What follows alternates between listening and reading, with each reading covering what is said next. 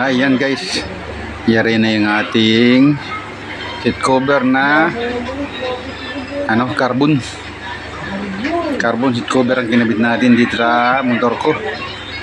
Ayan, para bumagay dun sa kanyang carbon na fairings, yung fairings.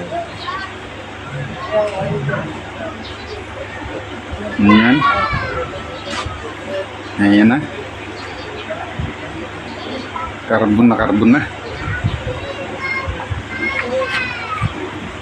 Ayan, okay na to, pogi na siya. Ayan o, magkaparehas na, magkamukha na sila.